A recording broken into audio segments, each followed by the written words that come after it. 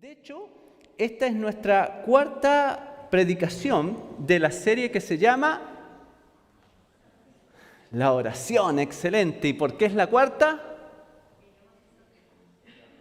Excelente, porque ya hemos tenido 3 predicaciones sobre este tema. Hemos dicho básicamente que la oración es una conversación con Dios. Dicho de una manera muy simple y sencillo, es cuando el ser humano se acerca a Dios para conversar con Él. Eso es la oración. También dijimos que Jesús constantemente practicó la oración. Siempre en la Biblia salen relatos de Jesús orando. Amén. Hay lugares donde dice que oró después de orar toda la noche, por ejemplo. Antes de elegir a sus discípulos, Jesús oró. Y en muchos episodios habla la Biblia de que Jesús oró. La semana pasada revisamos tal vez la oración más conocida de la Biblia. ¿Cuál es? El Padre Nuestro, ¿no es cierto? El Padre Nuestro normalmente es conocido por creyentes y no tan creyentes, no sé si por no creyentes, pero por lo menos todos aquellos que tenemos un trasfondo de países que son cristianos, católicos, pero cristianos, siempre conocen el Padre Nuestro. Desde ese pasaje dijimos que la oración se centra en Dios, excelente. Y después en el hombre, ¿no? Se mantiene en Dios. Dijimos que siempre la oración comienza en Dios y termina en Dios.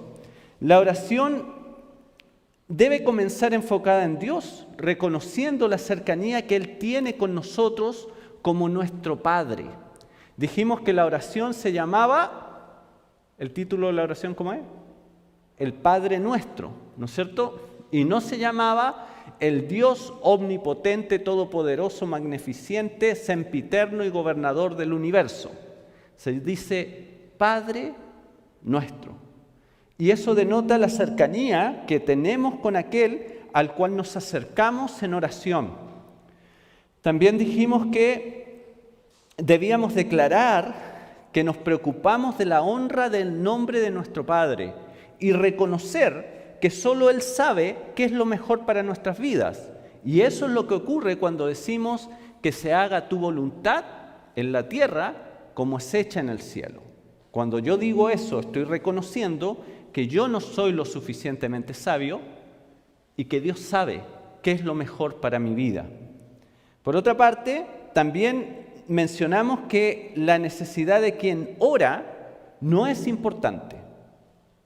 Y aquí la semana pasada hubieron varios que se pararon indignados y se fueron. No. La oración de quien ora no es lo importante, dijimos, sino que lo que importa es el proceso mismo de la oración. No importa tanto quien ora, sino más bien el reconocimiento, que indiferente, que da lo mismo la lucha, que da lo mismo la dificultad que nos lleva a orar. El punto siempre se trata de Dios y de su poder para solucionar nuestros conflictos y nuestros problemas. Cuando nosotros oramos a Dios después de haberlo reconocido como Padre y de reconocer que su voluntad es la que tiene que hacerse porque Él es el más sabio de todos, decimos: el pan nuestro de cada día, dánoslo hoy. Perdona nuestras ofensas, líbranos del mal. Pero no decimos eso porque la oración se haya vuelto hacia el hombre, sino que lo decimos porque la oración sigue centrada en que el único que puede resolver todo conflicto y todo problema es Dios. Por lo tanto, sigue centrada en Dios. No se cambia a Berna, a las necesidades que Leticia tiene o a los problemas que Jara le enfrenta. Se trata de Dios y de su poder para solucionar los conflictos que nosotros podamos enfrentar en la vida. Ok, después de haber dicho eso, hoy día nos vamos a enfocar en los siguientes versos del capítulo 11, que van desde el verso 5 hasta el verso 10, que dice así. Hoy día funcionó, hoy día estamos de buena con este aparatito. Dice, les dijo también, ¿quién? ¿De quién está hablando? Jesús. Jesús está enseñando a orar a sus discípulos.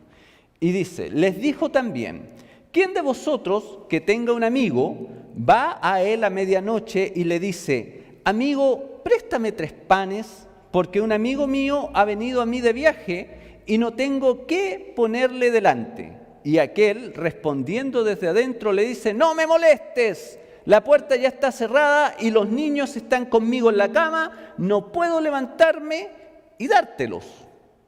Os digo que aunque no se levante a dárselos por ser su amigo o ser un amigo, sin embargo por su importunidad se levantará y le dará todo lo que necesite. Y yo os digo, pedid y se os dará, buscad y hallaréis, llamad y se os abrirá, porque todo aquel que pide, recibe, y el que busca, halla, y al que llama, se le abrirá. Amén.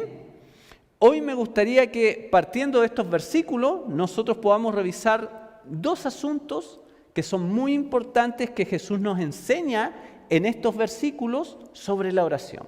¿Están listos? ¿Sí? Ahí veo a Diego. Bien. ¿Qué vamos a ver entonces?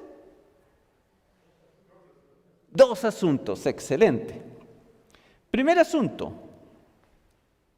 Claro, porque dijimos que la oración se trata de principio a fin de Dios, ¿no es cierto? Se trata de reconocer que Él es nuestro Padre, que Él es el más sabio, que sabe lo que nosotros necesitamos y que Él sabe qué es lo mejor para nosotros. Y también dijimos que no se trata de nuestras necesidades, sino que se trata del poder de Dios para resolver los conflictos que podamos tener.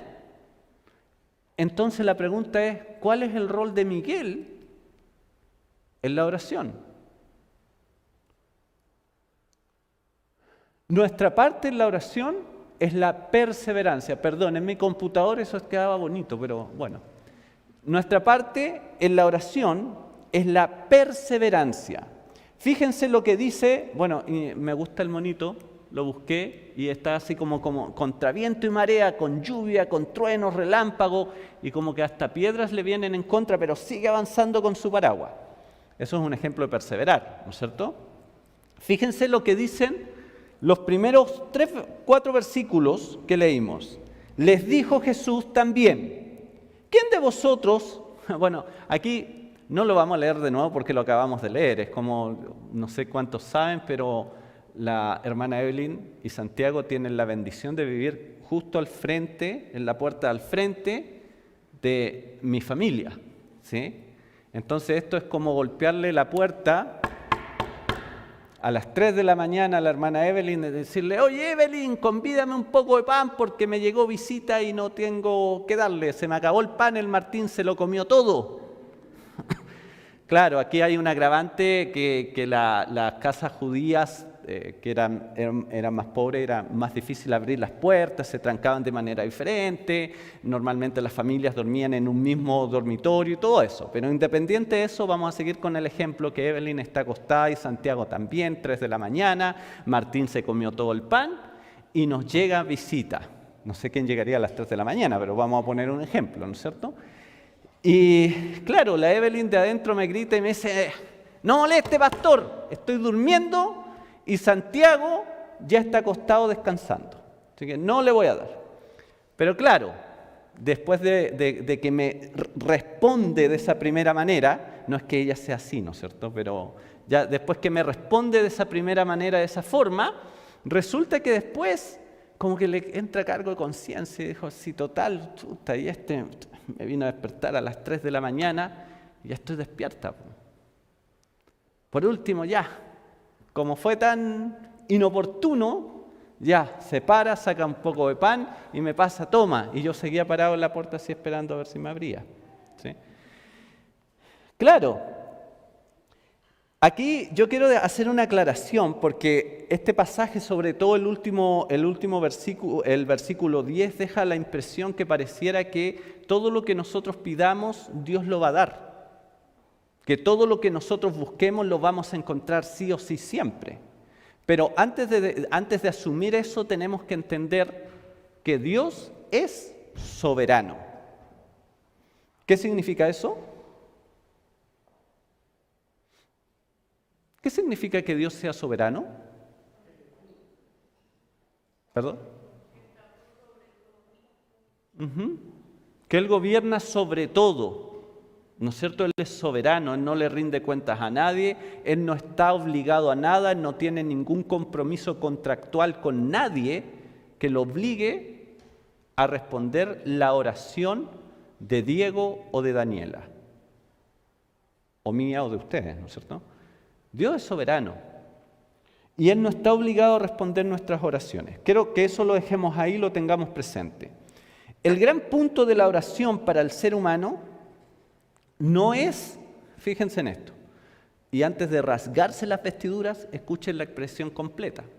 El gran punto del ser humano no es si tiene un problema o no. Cuando se acerca a orar, no se trata de encontrar solución a tu problema. Entonces, ¿para qué oramos?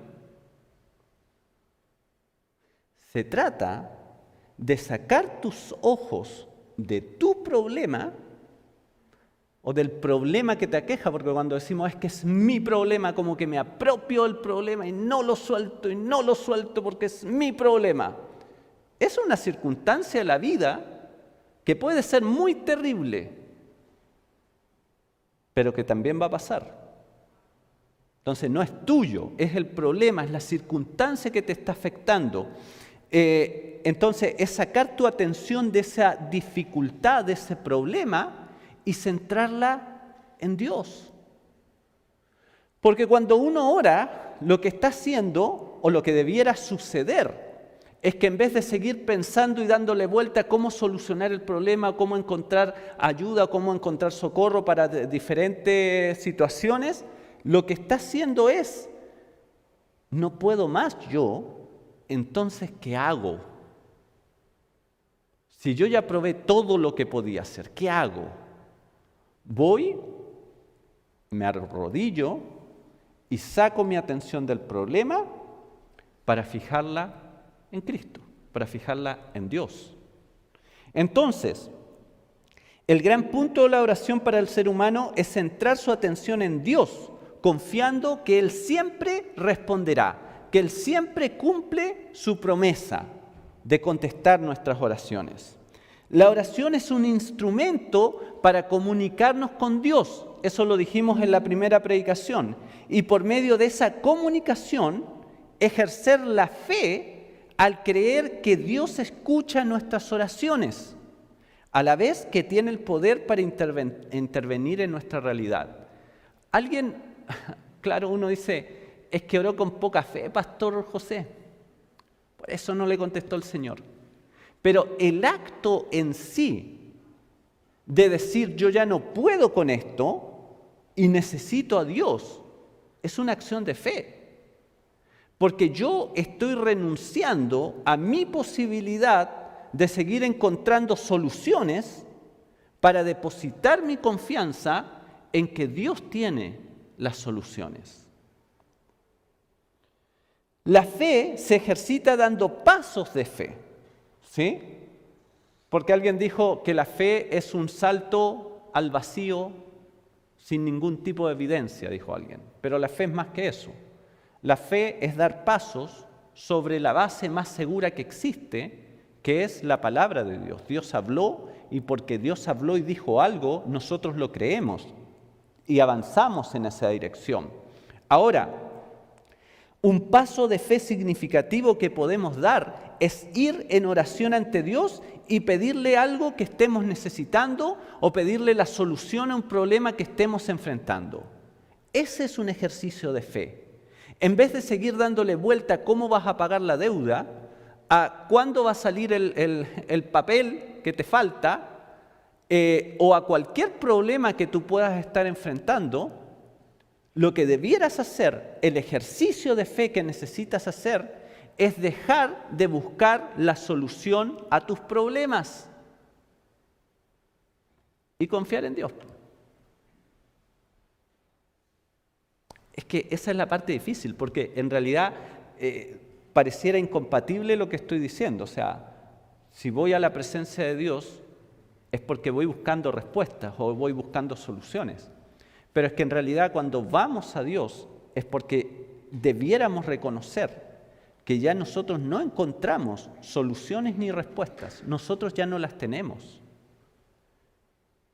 No puedo ir en oración delante de la presencia del Señor buscando solución, pero queriendo seguir teniendo el control sobre lo que está pasando.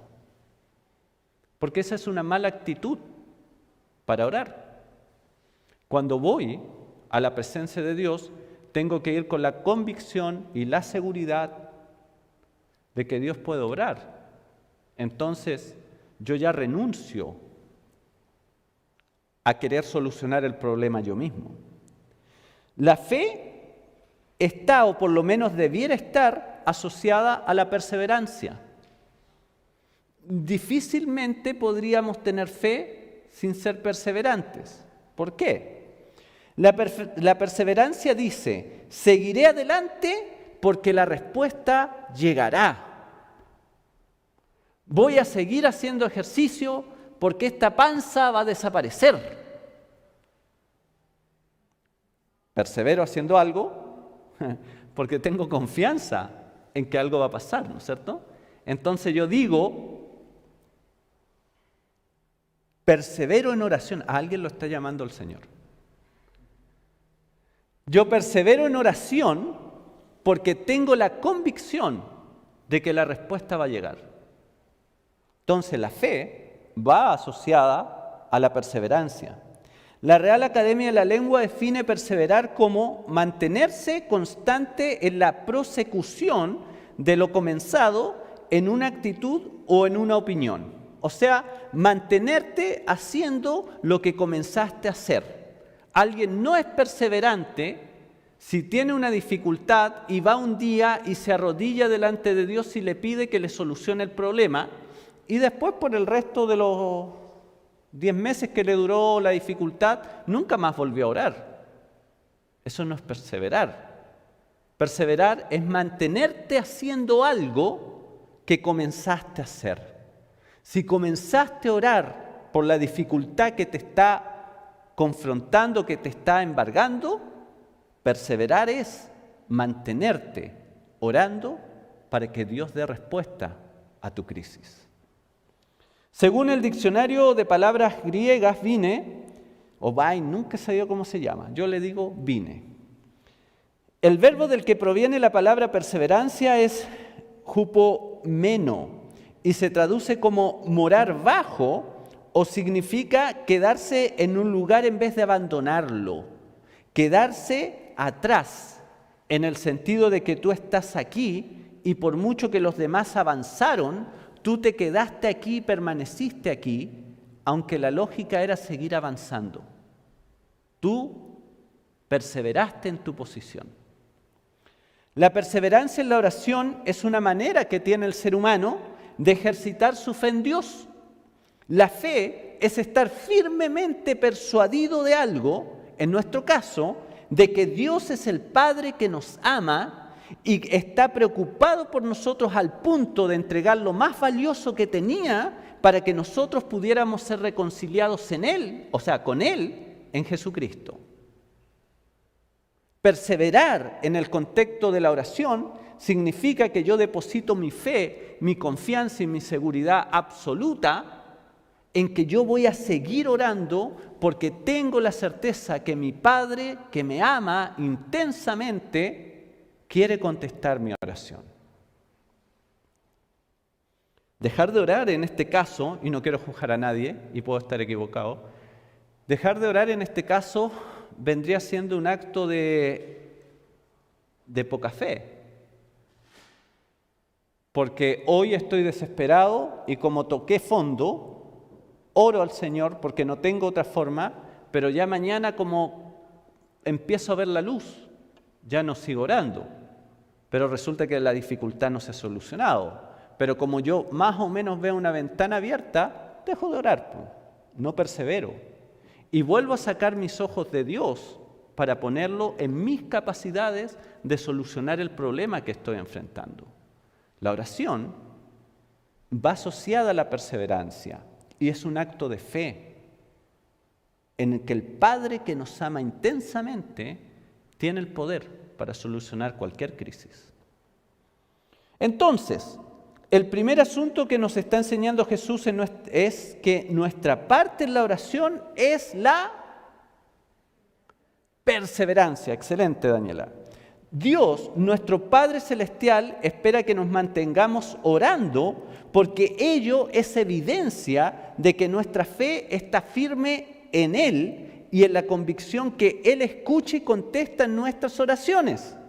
Si yo permanezco en oración, lo que estoy diciéndole a Dios es: yo creo que tú puedes contestar esto que te pido. Y no voy a dejar de orar hasta que me contestes. Ya hablamos la semana pasada sobre que Dios contesta sí, no y espera, ¿no es cierto? Pero mientras no haya una respuesta de Dios, ¿por qué dejas de orar? Ya, si Dios te dijo como Dios le dijo a Pablo, eso lo vimos primera o segunda predicación, no me acuerdo, como Dios le dijo a Pablo: te basta con mi gracia, porque mi poder se perfecciona en tu debilidad. O sea, lo que le dijo Paulito: siga adelante, porque no le voy a quitar su aguijón. Entonces Pablo tuvo una respuesta, por lo tanto dejó de orar. Obviamente, cuando ocurren esas respuestas rápidas y furiosas que he mencionado, no me acuerdo cómo le pusimos, pero que son rápidas, ¿se acuerdan? Uno deja de orar porque ya la respuesta ya estuvo. Ahora, ¿qué pasa cuando mencionábamos la historia de Mónica de Tagaste, ¿se acuerdan? La mamá de San Agustín de Hipona. ¿Qué pasa cuando pasan 32 años entre que comenzaste a orar hasta que tu oración es contestada? ¿Dejas de orar porque ya van 5 años que estás orando por ese tema y Dios no lo contesta? Pero todavía no has escuchado un no de parte de Dios. ¿Qué haces en ese caso? Seguir orando, perseverar en la oración. Porque el punto no es si Dios te responde la oración o si te la responde como tú quieres. El punto es ejercitar tu fe en que Dios tiene el poder para cambiar cualquier circunstancia en tu vida. Ok, segundo asunto. ¿Cuál era el primero? María lo dijo del otro lado de la cámara. Ustedes no lo escucharon, pero yo sí, lo escuché por interno. Amén. Nuestro asunto en la oración es la perseverancia. Ese era el primer asunto. Segundo asunto. La palabra de Jesús está comprometida. Y esto a mí así me reventó la cabeza. La palabra de Jesús está comprometida. Fíjense lo que dice los versos 9 y 10. Y yo os digo: pedid y se os dará, buscad y hallaréis, llamad y se os abrirá, porque todo aquel que pide recibe, y el que busca halla, y al que llama se le abrirá. Y nosotros nos quedamos pegados porque es súper llamativo este texto, ¿no es cierto? 9 y 10 son súper llamativos. Entonces nos quedamos pegados en que el que pide se le dará, el que busca hallará, el que llama se le abrirá. Y nos vamos emocionando con cada respuesta, así como el Chavo. Pero ¿cómo parte el texto? Porque, claro, si yo no lo tuviera ahí y yo les hubiese preguntado cómo parte este texto, ¿qué hubiesen contestado? Lo más probable es que ustedes tal vez se saben el texto, son menos pecadores que yo, pero yo hubiese dicho: ¿cómo empieza Lucas 11:9? Pedid y se os dará, llamad y se os abrirá, buscad y hallaréis. Pero ahí no parte el texto. ¿Cómo parte el texto?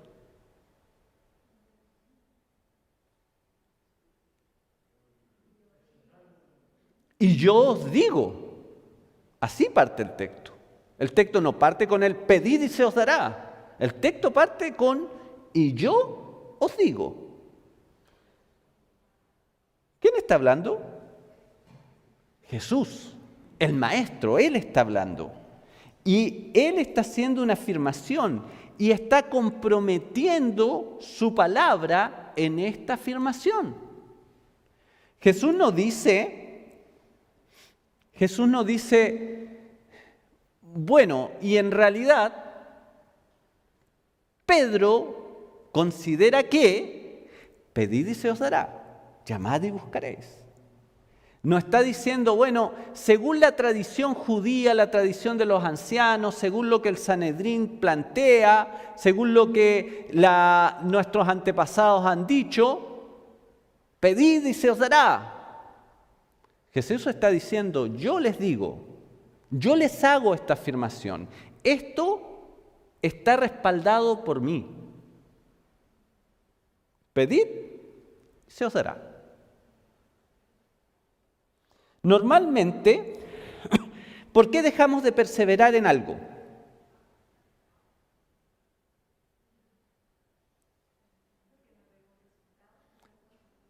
Correcto, porque no vemos resultados, ¿no es cierto? Yo empiezo el lunes motivado en la bicicleta, el martes sigo motivado en la bicicleta, después el miércoles, me bañé el lunes y martes, pero cuando me baño el miércoles,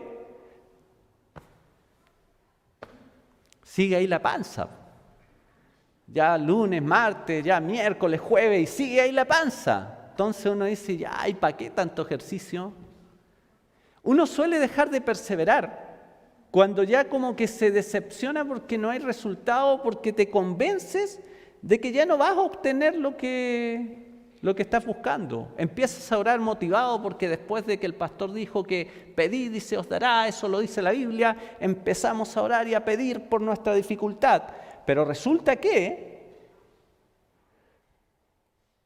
empezamos el lunes, llega el martes, el miércoles, el jueves, el viernes, el sábado, el domingo y no vemos respuesta.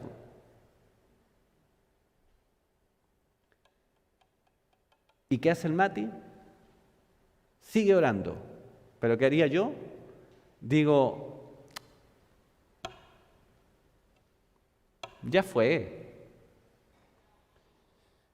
¿Por qué dejamos de orar entonces? Porque consideramos que ya no será contestada nuestra oración. Nosotros dejamos de perseverar cuando consideramos que ya no vamos a obtener lo que estábamos buscando. ¿Por qué dejamos de orar? Porque inconsciente o inconscientemente dejamos de creer que nuestra oración va a ser contestada. Claro, yo sé que eso no pasa acá, eso pasa en Chile. Yo sé que normalmente uno no dice conscientemente, no oro más. No me contestó, llevo orando ya 12 horas, llevo orando 2 días por el tema y ya no me contestó Dios, así que no oro más. Son muy pocas las personas que hacen eso. La mayoría de nosotros, de una manera inconsciente, renunciamos a seguir orando porque nos vemos contestadas nuestras oraciones. Pero, ¿por qué llegamos a considerar que ya no será contestada nuestra oración? Porque dejamos de creer. Porque renunciamos a tener fe, a persuadirnos firmemente de que Dios sí contesta las oraciones. ¿Por qué dejamos de creer o de tener fe?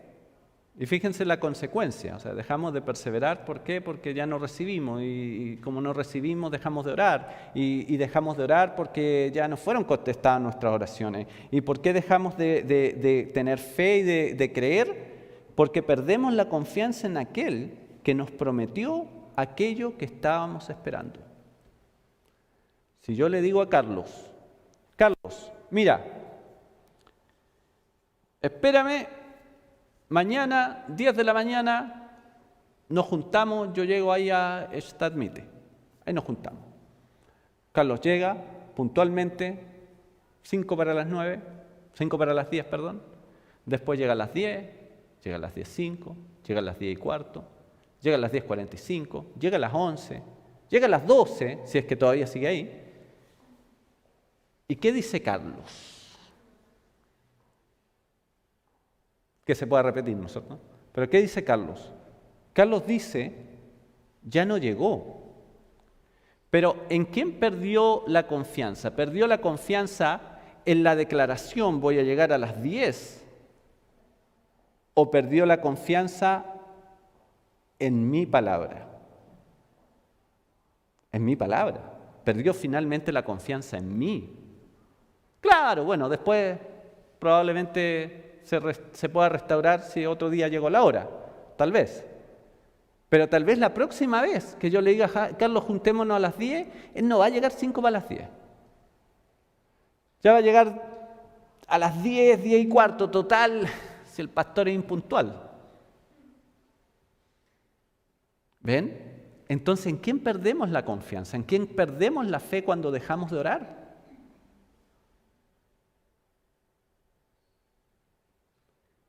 En aquel que dijo que nos ama intensamente, que está preocupado por nosotros, que quiere ayudarnos, que quiere contestar nuestras oraciones. Estamos perdiendo la fe en Dios finalmente. Y en las palabras de aquel que dijo, pedid y se os dará, llamad y se os abrirá, buscad y hallaréis. Estamos perdiendo la fe en Jesús. Sin embargo, podemos tener absoluta confianza en la palabra de Jesucristo, porque Jesucristo es fiel y Él la cumplirá, porque tiene el poder suficiente y porque Él gobierna el universo completo. Por lo tanto, Jesús lo que promete, lo cumple. Bueno, yo sé que nunca hemos sido muy efusivos, pero yo esperaba por lo menos un amén, ¿sí?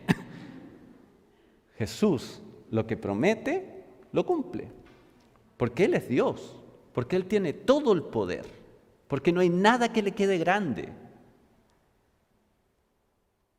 En pocas palabras, Jesús, ¿qué está asegurando Jesús? ¿Qué está prometiendo Jesús en este texto? Yo sé que se lo saben de memoria, pero lo vamos a mirar igual.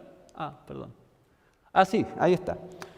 Pedid y se os dará, buscad y hallaréis, llamad y se os abrirá, porque todo aquel que pide recibe y el que busca halla y al que llama se le abrirá. Eso está prometiendo Jesús. Jesús está prometiendo una respuesta a tus oraciones.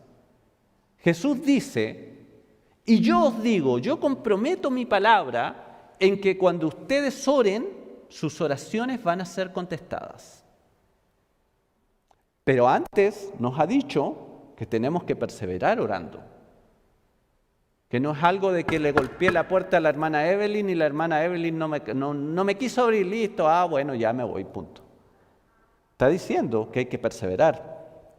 En pocas palabras, Jesús está diciendo, si oras, recibirás una respuesta. Esa es la promesa de Jesús. Si oras, vas a recibir una respuesta. Ninguna oración en el nombre de Jesús queda sin respuesta. Ninguna. No hay oración que no sea contestada. Ahora, por supuesto, puede que la respuesta no te guste. Eso son 3 puntos aparte. Porque después, yo les contaba a este hermano de la iglesia en Chile, que decía a mí no me manden a orar por los enfermos, porque ya van 2 o 3 que yo oro y al día siguiente están muertos, dice. Bueno, pero Dios contestó su oración, porque normalmente él oraba por sanidad y pedía la voluntad de Dios para la vida de esa persona. Bueno, Dios siempre va a contestar. Puede que la respuesta sea sí, no, o aguántate orando, porque necesitas orar, porque necesitas ejercer la fe, necesitas ejercitar ese músculo que es la fe. Por lo tanto, Dios no te responde porque no es el tiempo aún para que obtengas lo que estás pidiendo, pero además, porque Jesús sabe lo que tú necesitas.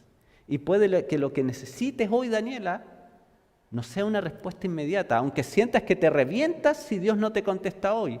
Pero precisamente Dios lo que quiere es que tengas esa sensación de reventarte, porque eso va a permitir que sigas perseverando en la oración y en depositar la confianza en Él a pesar de toda circunstancia. Se nos incentiva a orar confiados en Jesús porque Él es el abogado que tenemos delante del Padre. Jesús es quien ha pagado la deuda que nosotros teníamos delante de Dios. Jesús canceló completamente la deuda y nos reconcilió con Dios. Y ahora está a la diestra del Padre, dice, intercediendo por nosotros. Claro, cuando viene el acusador, cuando viene Satanás y dice, no, pero es que tú no sabís cómo se comportó Diego esta semana. No, es que Ánica, olvídate, le dice Satanás a Dios. Pero ahí está nuestro abogado. Y es nuestro abogado que intercede delante del Padre por nosotros. Por su obra hemos sido salvados y ya no existe ninguna razón para que no podamos ir a Dios. Pero más todavía, en Jesús hemos sido adoptados como hijos de Dios y por lo tanto podemos ir confiados a la presencia de nuestro Padre, porque ya hemos sido reconciliados con Él en el cuerpo mortal de Jesucristo. Ya no es solo ese Dios lejano, todopoderoso, es mi papá. Si Jesús ya cumplió con su promesa de morir en la cruz para reconciliarnos con el Padre, si Jesús ya cumplió su promesa de resucitar al tercer día para nuestra reconciliación con el Padre, ¿qué te hace dudar que no va a contestar tus oraciones?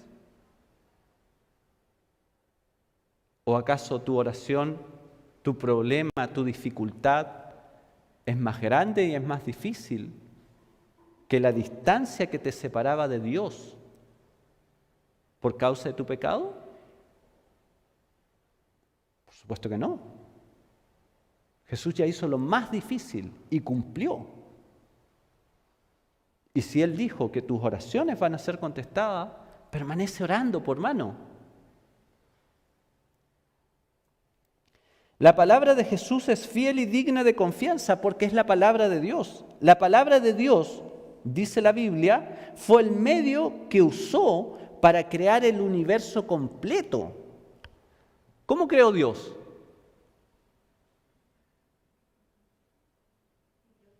Y Dios dijo, ¿qué dijo? Y Dios dijo, hágase la luz. Y la luz fue hecha. Y Dios dijo que la tierra de toda clase de árboles frutales. Y eso pasó. Dios habló y el universo se creó. La palabra de Dios tiene poder. La palabra de Dios es lo que nos ha comunicado la verdad de Dios. Jesús es la palabra de Dios. Y la Biblia dice que todo fue creado por medio de Jesucristo y que en Él se sustentan todas las cosas. Y fue esa palabra que participó en la creación del universo, la que se encarnó, que tomó forma de hombre y vino a vivir entre nosotros. ¿Para qué? Para comunicarnos la verdad de Dios. Y esa verdad es que Dios quiere reconciliarse con el ser humano a través de Jesucristo. La palabra de Jesús, de Dios en última instancia, trajo a la vida a Lázaro, quien ya llevaba varios días muerto y olía no exactamente a perfume, ¿no es cierto? Pero fue la palabra de Dios. Lázaro, sal fuera. Y algunos comentaristas dijo que tuvo que decir Lázaro, porque si decía sal fuera, se le levantaban todos los muertos. No sé, tendríamos que haber visto eso, ¿no es cierto? Pero por lo menos lo que sí tenemos claro es que dijo Lázaro, sal fuera. Y el chavo dijo, y Lázaro andó, ¿sí? Y Lázaro se levantó y anduvo. No es suficientemente confiable la palabra de Jesús como para que descansemos en que Él hará lo que dijo que haría. ¿Te queda alguna duda de que la palabra que Jesús se empeñó, Él la va a avalar, a respaldar? Si Él dijo, pidan y se les va a dar, busquen y van a encontrar, llamen y se les va a abrir, ¿te queda alguna duda de que tu oración no va a ser contestada? ¿Y qué dice Jesús en este pasaje?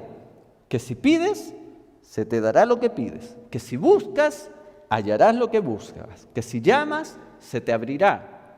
Hay un detalle más que nos falta para la última predicación, no se la pierdan, porque no termina ahí el pasaje, todavía falta ¿en cuál vamos? ¿En el 11?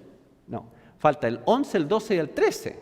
Entonces, si se van de acá, gloria a Dios, estamos hechos y nos vamos, se van a frustrar después, por hermano. No se pierda la predicación de la próxima semana, porque esto no termina aquí. Pero lo que sí termina aquí es el segundo punto, o el segundo asunto que se nos está enseñando en este pasaje, es que la palabra de Jesús está comprometida. Podemos orar confiados en que Dios contestará nuestras oraciones. ¿Por qué? Porque Jesús lo dijo, punto. Alguien puede decir, pero necesito más evidencia, hermano. No te puedo dar una evidencia mayor de que tus oraciones van a ser contestadas que el solo hecho de que Jesús dijo que van a ser contestadas. Jesús es el sí y el amén de Dios. Es decir, todas las promesas del Padre se cumplen en Jesús, en el Hijo de Dios. Podemos descansar en la seguridad de que quien prometió que se nos dará lo que pidamos, que hallaremos lo que buscamos y que se nos abrirá cuando llamemos, fue la imagen visible del Dios invisible. En chileno sería, ¿cacharon esa o no? ¿Agarraron esa? O sea, a ver, recapitulo, vuelvo a decirlo.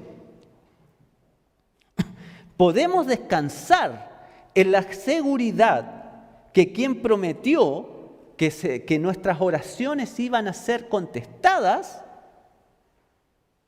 fue la imagen visible del Dios invisible. No lo prometí yo, no lo prometió Harmut, no lo prometió Georg, lo prometió el Hijo de Dios. Lo prometió la imagen visible del Dios invisible, el primogénito de toda creación. Él prometió que tus oraciones no quedarán sin respuesta. Ok, quiero terminar este sermón con una historia y ayer estaba predicando en Karlsruhe y Andrés estaba allá también. Entonces llegué a la parte de la historia del desafío, pero a mí se me olvidó avanzar. Y Andrés les sopló para atrás a los chicos de la técnica, les queda una diapositiva. Porque claro, como esta serie de sermones va siempre con una historia y un desafío para concluir, Andrés ya sabía lo que venía. Ok, quiero contarles una historia que menos mal que no está la Salito, que nos salga acá, amén. La Salito es mi esposa, para los que no lo saben, Salomé. Cuando nos casamos con Salomé, nosotros compramos un departamento más o menos en el centro de Santiago, a 10 minutos en metro de la Casa de Gobierno de Santiago, que está en pleno centro. Sí, nosotros los dos éramos profesores, trabajábamos en el mismo colegio, un colegio cristiano, yo era profesor de religión, ella psicopedagoga. Resulta que el departamento costaba más o menos, en aquellos años, ya estamos hablando de 12 años atrás, costaba más o menos 60 millones de pesos chilenos. Eso para un departamento de clase media en ese tiempo era no caro, pero tampoco era barato. ¿Qué pasa? Que como dos buenos docentes en Chile en aquellos años, el sueldo no nos daba para un departamento de ese precio, el banco no nos prestaba la plata. ¿Qué pasó? Yo siempre digo cuando cuento esta historia que Dios metió en crisis al mundo entero. ¿Por qué? Porque en el 2009, aquellos que puedan acordarse, hubo una crisis mundial, una crisis financiera mundial. Entonces, los bancos subieron las tasas de interés y ya casi nadie estaba comprando propiedades, departamentos en Chile. Las empresas inmobiliarias quedaron atascadas con edificios completos, terminados, listos para la entrega, pero sin que nadie los quisiera comprar. El mundo entero en crisis, esa realidad en la empresa inmobiliaria en Chile, y nosotros queriendo comprar un departamento, pero el sueldo no nos daba. ¿Qué hizo Dios? Puso en el corazón de las personas que estaban, de los dueños de estas empresas inmobiliarias, e hicieron algo que se llamó los 3 días felices. Los 3 días felices fue una promoción donde durante viernes, sábado y domingo, los departamentos, todos estos departamentos que estaban disponibles de diferentes empresas inmobiliarias y todo, iban a estar rebajando sus costos con descuentos y ofertas muy atractivas, y los bancos, en convenio con las inmobiliarias, iban a estar facilitando la obtención de créditos hipotecarios.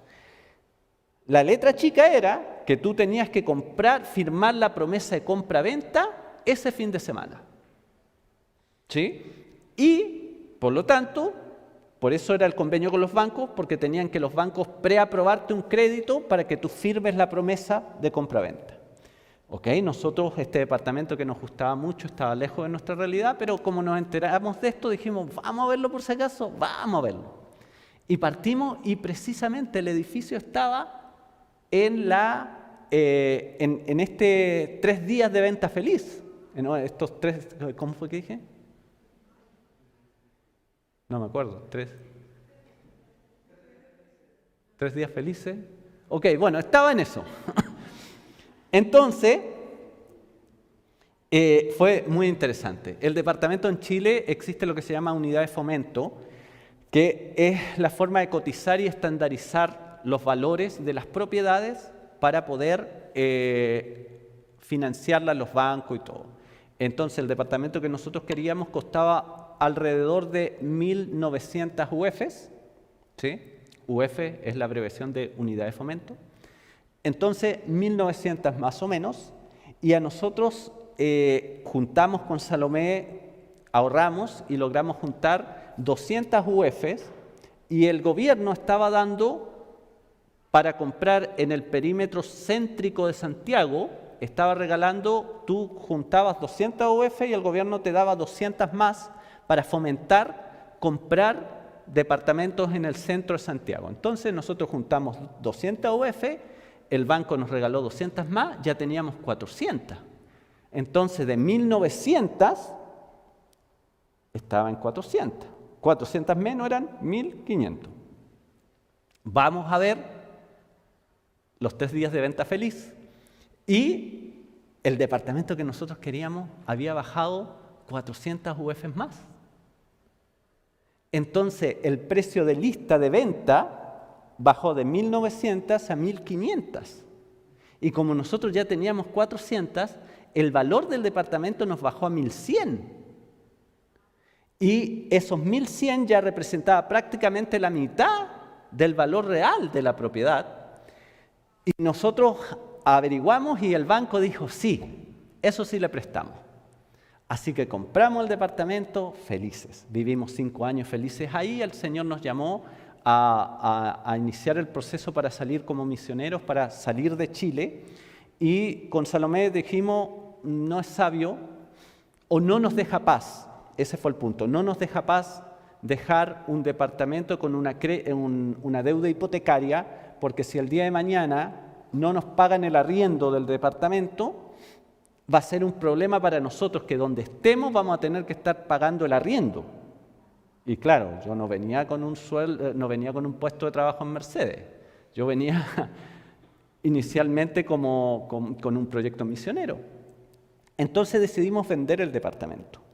Pero como el precio real de ese departamento era cerca de 60 millones de pesos y nosotros habíamos pagado por él no más de 27 millones, no más de, sí, más o menos, nos quedó un superávit considerable, por lo menos de 27 millones más. Teníamos un par de deudas por ahí de un auto que compramos, que después tuvimos que venderlo para comprar el estacionamiento. Esa historia se las cuento otro día.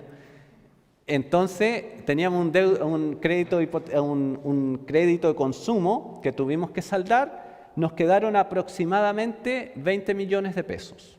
Y en realidad en Chile, ya 20 millones de pesos uno no compra una casa en un barrio, no quiero decir decente, pero puedes encontrar, pero en barrios donde la drogadicción, el narcotráfico, la delincuencia hace insostenible la vida.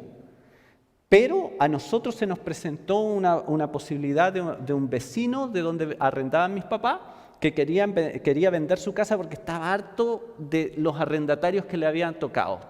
Cada uno peor que el anterior, y le tenían la casa toda destrozada y todo. Entonces ya la iba a vender en 20 millones, aunque la casa más o menos costaba 55 millones de pesos. Entonces él la iba prácticamente a rematar para ya salir del problema. Entonces nosotros dijimos, ok, vamos a recibir. Yo hablé con el hombre, trato hecho, espérame hasta enero más o menos, le dije, porque ahí nos entregan la plata. La persona que nos iba a comprar el departamento, una chica que se iba a venir a hacer una pasantía a España, dejó todo listo, al papá le dio un poder notarial para firmar los documentos finales, estaba listo, estaba todo listo.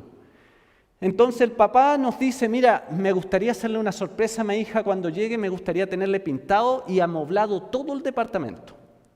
¿Existe la posibilidad que ustedes me entreguen el departamento a finales de febrero, creo que fue? Sí, dijimos nosotros, porque ya era un tema era un trámite nomás, era que el banco emitiera el vale vista, el pago nomás.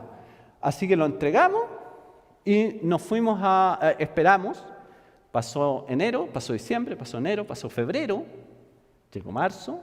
Nosotros entregamos el departamento, llamamos primero al banco, no, está listo, en una semana sale. Entonces nos fuimos a quedar a la casa de mis papás, Salomé, yo, Martín y Alonso. Salomé está muy contenta de vivir con mi mamá, se llevan excelente las dos, y además era solo por una semana, no era un gran problema. Pasó la semana, pasó la quincena, pasó marzo, pasó abril, pasó mayo, pasó junio, pasó julio, y el banco no entregaba la plata. Entonces yo llamaba al banco, llamaba al papá de esta chica, y el papá de esta chica llamaba al banco. Pero no sé qué problema hubo con ese banco, que se demoró casi 7 meses en entregar un documento que tenía que entregarlo en una semana. ¿Qué pasó? Bueno, ahí nosotros orábamos, clamábamos de rodilla, de guata, de panza en el piso. Orábamos todos los días con Salomé. Y el hombre me dijo en marzo, el dueño de la otra casa, me dijo, no te puedo esperar más, porque tengo compradores que me ofrecen, a mí me había dicho, porque nos conocí hace muchos años, que me iba a vender la casa en 20 millones, pero llegó una persona que le ofrecía 25 millones.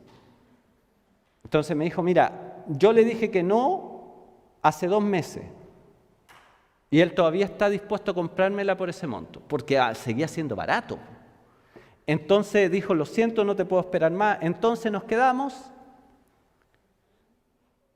sin el departamento, sin el monto de dinero, sin la casa, viviendo con mis amados padres, con la expectativa de que cuando nos llegara el dinero, nos iba a llegar más o menos 20 millones, pero eso no nos alcanzaba para comprar una casa en un barrio donde se pudiera vivir. Así que seguimos orando, seguimos orando, seguimos orando, seguimos orando. Oramos mayo, junio, julio, y de repente mi mamá viene de vuelta de comprar el pan y va camino. Mis papás viven en una especie de U, pero con un portón aquí. Entonces está cerrado el acceso y mis papás vivían aquí. Y mi mamá se fue por acá y en este punto había una casa y estaban conversando 2 vecinos. Uno de ellos arrendaba la casa y le estaba diciendo al otro, sí, bueno, justo cuando mi mamá iba pasando, y le dice, sí, nos tenemos que ir porque el dueño de la casa nos pidió la casa porque quiere vender. Entonces mi mamá paró oreja y le preguntó, vecino, ¿van a vender la casa? Sí, le dijo. ¿Y usted sabe en cuánto? No, dijo, no tengo idea porque nosotros nos vamos a ir donde mi hijo, o sea, al sur, algo así, no me acuerdo. Y no lo sabemos, pero mire, y sacó un papel, le anotó el número, ese es el número de la dueña de la casa, llámela. Y mi mamá llegó rapidito y nos contó, porque íbamos a tomar 11. El que no sabe qué es 11 le pregunta después a Maren o a Mati, que es la 11 en Chile. Y llega y nos cuenta. Y nos pasa el número de teléfono. Entonces dijimos, llamemos enseguida. Y yo soy súper bueno para los negocios. Por eso dejo que mi esposa haga los negocios. Entonces que mi esposa llamara. Mi esposa llamó y dijo, sí, mire, nos enteramos, vivimos en el pasaje Lago Budi y nos enteramos que por un vecino que su casa la quiere vender. Sí, dijo la señora, la estoy vendiendo y sí, necesito venderla rápido, dijo. Y le pregunta a mi esposa y le dice, ¿y cuánto nos pide? ¿En cuánto la vende? Dice. Y antes de decirle el precio, yo llevaba orando meses sabiendo que con 20 millones de pesos no comprábamos nada. Y yo le decía, Señor, pero en realidad no necesito una casa de 20 millones. Necesito una casa de 18 millones. Porque si vamos a comprar una casa usada, por lo menos lo básico hay que repararlo, hay que remodelarlo. Y tenía la ventaja que mi papá trabajó toda su vida en construcción, entonces la mano de obra no había problema. Con un par de asados estábamos. Pero los materiales había que pagarlos. Entonces por lo menos eran 2 millones. Entonces yo le decía al Señor, yo sé, Señor, que con 20 millones no compramos nada, pero en realidad yo necesito una casa de 18 millones. Y continuamos la conversación, mi esposa con la señora, y le dice, bueno, ¿cuánto vale la casa? Adivinen. 18 millones. Cuando esas casas estaban tasadas comercialmente en 55 millones. Y ella dice, mire, yo tengo otra propiedad en otro sector de Santiago, tengo una propiedad en el sur de Chile y la verdad es que tengo que operarme rápido y necesito hacer caja rápido, necesito efectivo. Por lo tanto, quiero vender esta casa en 18 millones, que es la tasación fiscal. ¿Sí? Amén, dijo mi esposa. Dijo, ya, yo se la compro. Pero no se me vaya a echar para atrás después, le dijo mi esposa, no me cambia el precio después. No, dijo, no se preocupe, lo compramos. Pero tengo un detalle, dijo. No se las puedo, no, ya hay un matrimonio de adultos mayores viviendo ahí y les di 3 meses para que desalojaran la casa. Entonces no puedo entregárselas antes, no puedo hacer el negocio antes de ese tiempo. Ok, nos armamos de paciencia, seguimos donde estábamos. En ese transcurso de esos 3 meses extra, llegó la plata por fin del banco a mi cuenta y ya teníamos la plata. Llegó el día de la compraventa de la casa, de firmar finalmente, y fui yo a encontrarme con estas personas a una notaría para cerrar el negocio. Y entre que esperábamos, porque había una fila larga, entre que esperábamos nos pusimos a conversar con la señora y la señora me dice, mire, yo soy cristiana, me dice, yo soy evangélica. Y como se me presentó esta crisis de esta enfermedad y necesitaba vender rápido mi casa, yo empecé a orar a Dios y le pedí que por favor me pusiera en el camino a alguien que necesitara la casa y que ojalá fuese su hijo, que fuese cristiano. Y ahí yo le dije que yo también era cristiano, le conté rápidamente nuestra historia y que en realidad todo esto se había iniciado porque nosotros vendimos el departamento para poder avanzar en el llamado que Dios nos estaba haciendo. Finalmente, cerramos el negocio, compramos la casa en 18 millones, ocupamos 2 millones en restaurar la casa, Y bueno, hasta el día de hoy todavía ahora mis papás viven ahí y siguen haciendo algunas reparaciones. Ahora, esa casa que compramos en 18 millones hoy está cotizada en cerca de 60 millones con plan de que el metro llegue a 10 minutos caminando, por lo tanto puede que suba un poco más la plusvalía de la propiedad. Entonces, nos sorprendió totalmente. ¿Cuál es el desafío? ¿Has dejado de orar por algo que parece que es imposible ya de conseguir? ¿Te has cansado de orar por algo? Has dicho, Dios ya no contestó. Pero no es que Dios haya dicho no. Sencillamente te aburriste de orar y dejaste de orar. El desafío es, comienza a orar por eso otra vez. Comienza a orar por eso que dejaste de orar, porque ya era imposible.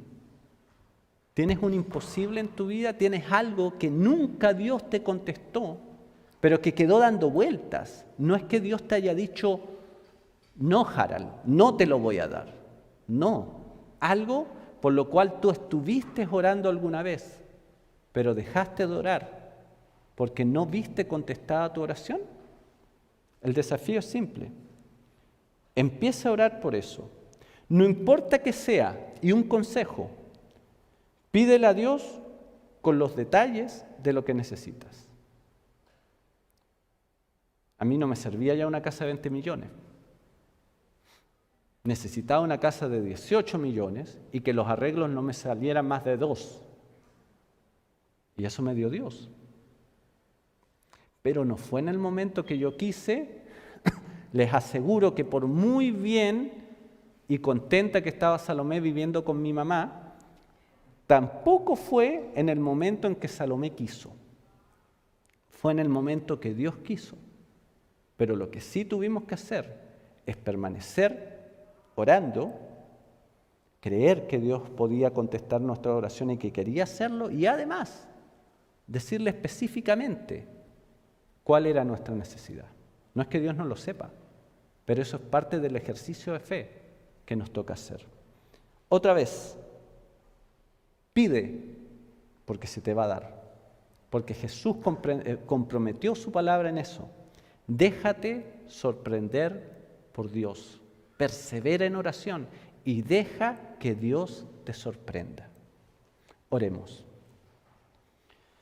Sí, Padre, en el nombre de Jesús yo te doy muchísimas gracias por la oportunidad de predicar tu palabra. Te doy gracias por cada uno de mis hermanos y mis hermanas, Señor, que han escuchado. Y te pido, Señor, que tú glorifiques tu nombre.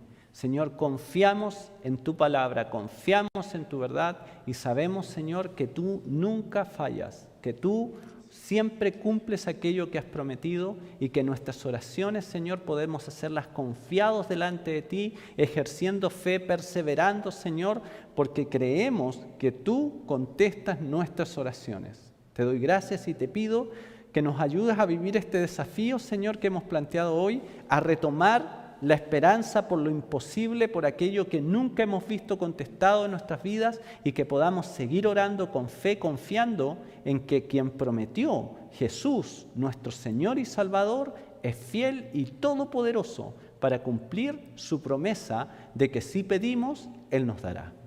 En el nombre de Jesús, amén. Dios los bendiga.